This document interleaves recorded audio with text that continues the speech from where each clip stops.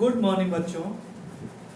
First year class, आज आपका नया टॉपिक स्टार्ट हो रहा है और आपका टॉपिक है एरर एनालिसिस। आज आपका टॉपिक है एरर एनालिसिस, ठीक है। अब एरर मतलब कमी या त्रुटि, ठीक। हम कोई भी मेजरमेंट करते हैं तो उसमें कोई ना कोई एरर रह जाती है। जैसे मान लीजिए मैं आपसे कहूँ कि आप इस मार्कर की लेंथ नापिए, तो जब आप इस पर अपना स्केल रखेंगे नापने के लिए तो आप देखेंगे यहाँ से मान लीजिए कि 6 इंच हो रहा है और 6 इंच से कुछ कम है या कुछ ज़्यादा है, तो आप क्या देखते हैं कि अगर कुछ ज़्यादा है तो आप कह देते हैं 6 इंच है, या कुछ कम है तो भी आप कह देते हैं 6 इंच है। तो इसका मतलब क्या है कि हम बिल्कुल एग्जैक्ट मेजरमेंट नहीं करते हैं, या कुछ ना कुछ प्रॉब्लम्स की वजह से एग्जैक्ट मेजरमेंट नहीं आता है। तो वो जो एग्जैक्ट मेजरमेंट नहीं आता है, वो जो अनसर्टेनिटी होती है आपके मेजरमेंट में, उसको हम लोग क्या कहते हैं? उसको हम लोग कहते हैं error. The uncertainty in A measurement is called error. The uncertainty in A measurement is called error. अब टाइप्स ऑफ एरर, एरर कितने तरह के होते हैं? पहला एरर कांस्टेंट एरर। जब हम किसी एक्सपेरिमेंट को बार बार करते हैं और बार बार करने के बाद वही error one by one show होती है, तो उस एरर को हम लोग कहते हैं कांस्टेंट एरर। जैसे तो क्या होगा, same error is repeated every time in A series of observation, ठीक। और दूसरी चीज, दूसरा जो एरर है वो है सिस्टमैटिक एरर, ठीक। क्या है? Systematic error. जो सिस्टम की वजह से एरर आती है उसको हम लोग क्या कहते हैं? सिस्टमैटिक एरर, या एक पैटर्न, जिस पैटर्न से हम काम कर रहे हैं वो। जिसमें सबसे पहले इंस्ट्रूमेंटल एरर। इंस्ट्रूमेंटल एरर क्या होता है? जो इंस्ट्रूमेंट हम यूज करते हैं, जो इंस्ट्रूमेंट हम यूज करते हैं उस इंस्ट्रूमेंट में अगर कोई कमी होती है, उसके कारण से जो एरर आती है उसको हम कहते हैं इंस्ट्रूमेंटल एरर। दूसरी चीज पर्सनल एरर। पर्सनल एरर क्या होती है? मान लीजिए कि कोई चीज आप देख रहे हैं, उसको एक हाइट से देखना है और हमारे देखने का तरीका ऐसा है कि हम अपने गर्दन को इधर या इधर फोल्ड कर देते हैं, तो उस कारण से जो एरर आ जाती है वो क्या हुई? Personal error.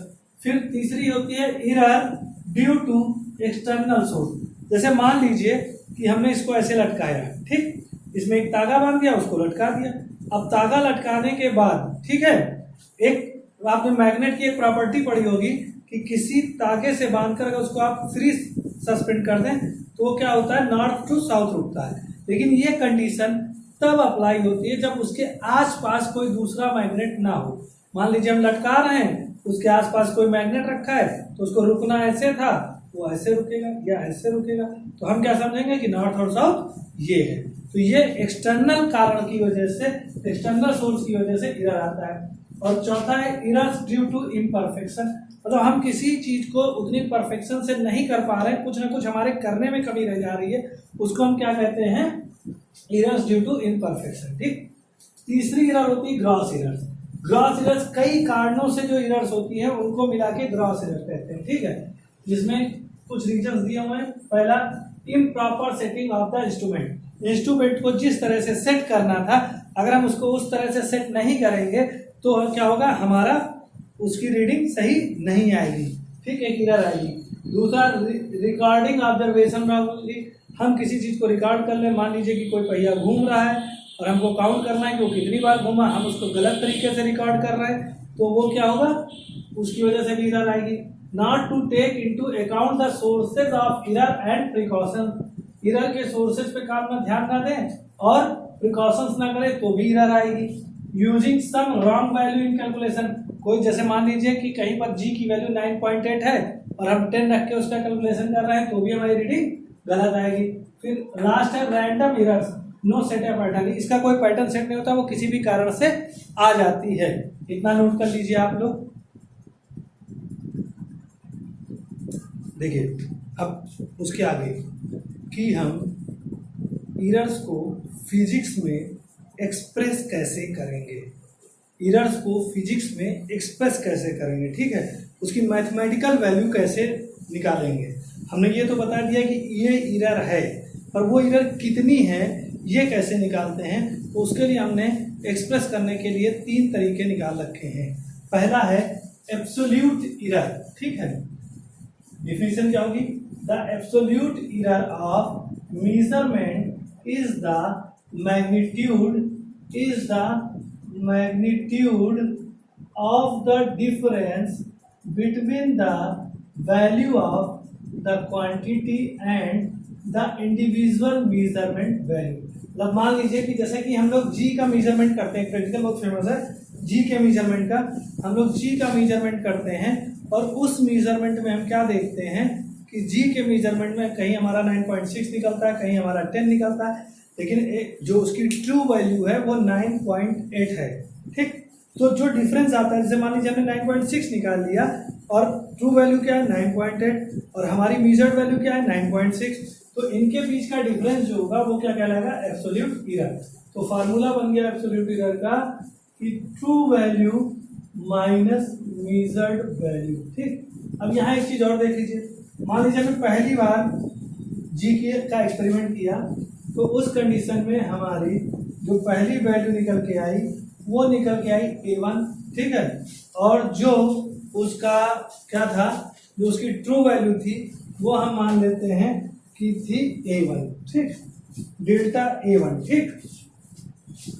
हमने क्या किया, अलग अलग वैल्यू निकाली, उसका मीन निकाल लिया, उसको हमने ट्रू वैल्यू मान लिया, ठीक।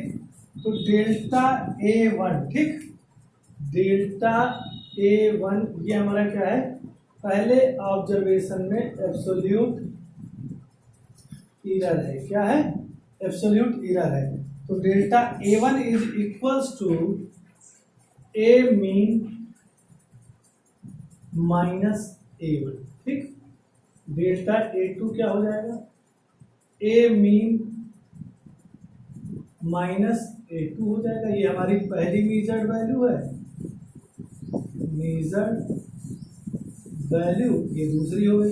इसी तरह हम निकालते चले जाएंगे, एन एक्सपेरिमेंट करेंगे तो an equals to A mean minus AN, ठीक। जब हमने इस तरह सब कुछ निकाल लिया तो फाइनल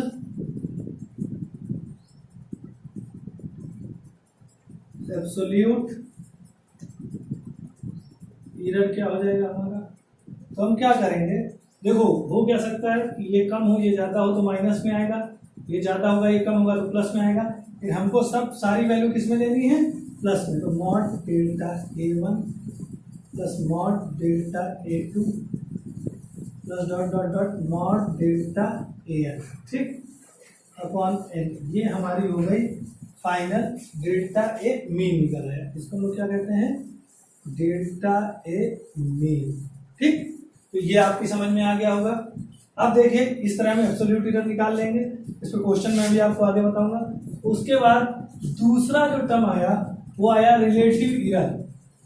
रिलेटिव एरर क्या होता है, रिलेटिव एरर डिफाइंड है, देखिए ratio of the mean absolute error, यानी कि relative error RE is equals to delta A mean upon true value, नहीं sorry, and the value of the quantity being measured.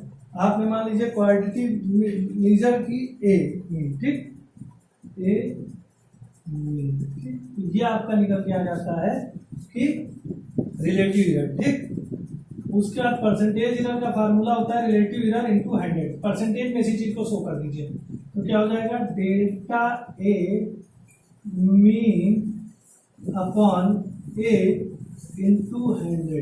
सबसे ज्यादा इस पर क्वेश्चन पूछे जाते हैं, इसको नोट कर लीजिए। अब देखिए जितना हमने पढ़ा उस पर क्वेश्चन कर लेते हैं। क्वेश्चन है time period of simple pendulum. कोई एक एक्सपेरिमेंट किया जा रहा है सिंपल पेंडुलम का, जिसमें टाइम पीरियड अलग अलग बार निकाला गया, ठीक। पहली बार निकल के आया 2.63 सेकेंड, सेकेंड टाइम आया 2.56 सेकेंड, थर्ड टाइम सो, ठीक। अब 3 चीजें फाइंड करनी, first mean period of oscillation, second arithmetic mean of absolute error, और थर्ड कैलकुलेट परसेंटेज एरर। तो सबसे पहले हम इसका सोल्यूशन करेंगे। तो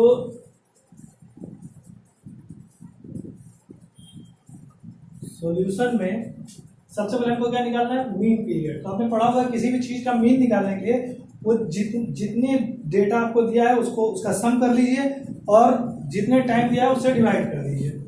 तो हम क्या निकाल रहे हैं, T mean is equal to हमारा T1 निकल गया है 2.63 plus 2.56 plus 2.42 plus 2.71 plus 2.80 upon, ठीक, 1 2 3 4 5, ठीक। अब इसको जोड़ लेते हैं, जोड़ने पर क्या आएगा, 6 3 9 2 11 11 2।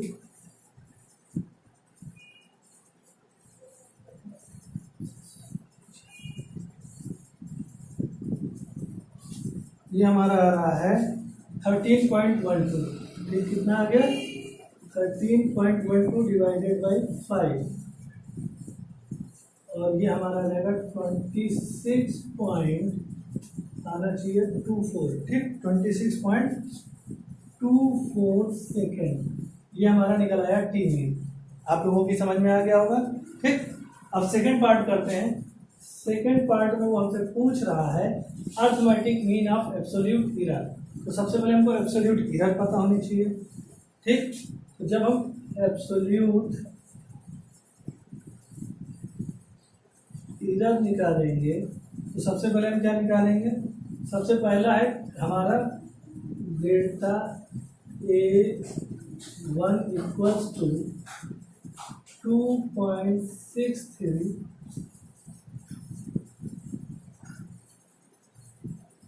माइनस, सॉरी यहाँ पर मैंने थोड़ी सी गलती की है, 2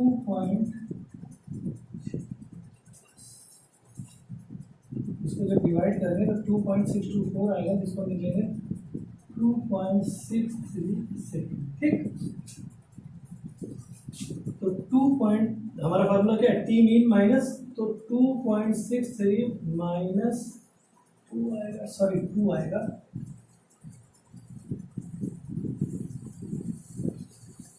2.63 माइनस 2.62, ठीक।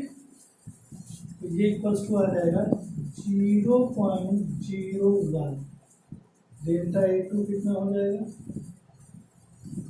2.56 माइनस 2.62। डेल्टा A3 कितना हो जाएगा, 2.42 माइनस 2.62, ठीक।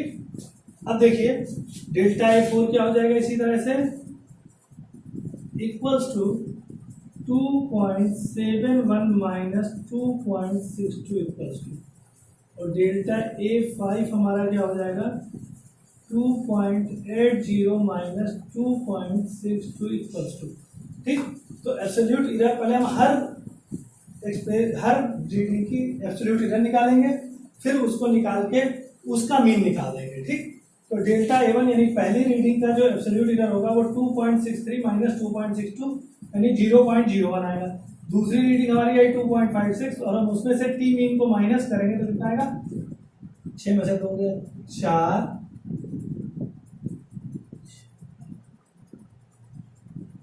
उल्टा कटेगा, माइनस 0.06, ठीक। जो बड़ा होगा उससे छोटा घटाएंगे, उसके बाद आएगा, सॉरी एक गलती हो गई है, उसको सही कर लीजिए। गलती ये हो गई है कि हम टी मीन में से, वैसे फर्क कुछ नहीं पड़ता, लेकिन जो हमारा फार्मूला है टी मीन माइनस T1 होता तो बराबर to 2.62 minus 2.63 equals to minus 0.01, ठीक। यहाँ क्या हो जाएगा, 2.62 माइनस 2.56 इक्वल्स टू 0.06 हो जाएगा, फिर 2.62 माइनस 2.42 यानी कि 0.20 हो जाएगा।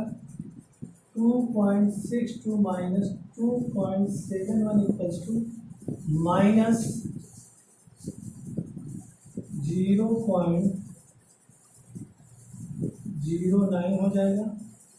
और ये हो जाएगा 2.62 माइनस 2.80 यानी माइनस 0.18 हो जाएगा। ठीक, अब इस तरह हमने क्या किया, delta A1, delta A2, delta A3, delta A4 और डेल्टा A5 निकाल लिया। अब हमसे क्या पूछा है उसने, delta A mean is equals to, हम क्या करेंगे, सबका मॉड जुड़ता है, ठीक है, यानी साइन नहीं लेने हैं, तो 0.01 प्लस 0.06 प्लस 0.20 प्लस 0.09, ठीक, प्लस 0.18 अपॉन 5, और जब इसको हम कैलकुलेट करेंगे तो हमारा आ जाएगा 0.11 सेकेंड, 0.11 सेकेंड, ये हमारा आ गया। ठीक, अब देखिए third, percentage error. Percentage error का फार्मूला आपने पढ़ा है कि परसेंटेज, देखिए अब इसमें हमने प्लस माइनस नॉट में ले लिया। अब जो परसेंटेज एरर है वो प्लस माइनस दोनों में आएगी, कम भी हो सकता है ज़्यादा भी हो सकता है, तो प्लस माइनस 0.1, ठीक, क्योंकि पॉइंट के बाद एक ही नंबर लेना है, अपॉन 2.6 इंटू 100। जब इसको हम सॉल्व करेंगे तो निकल के आएगा प्लस माइनस 4% आंसर। इसको नोट कर लीजिए और इसके सही से नोट्स बना लीजिए।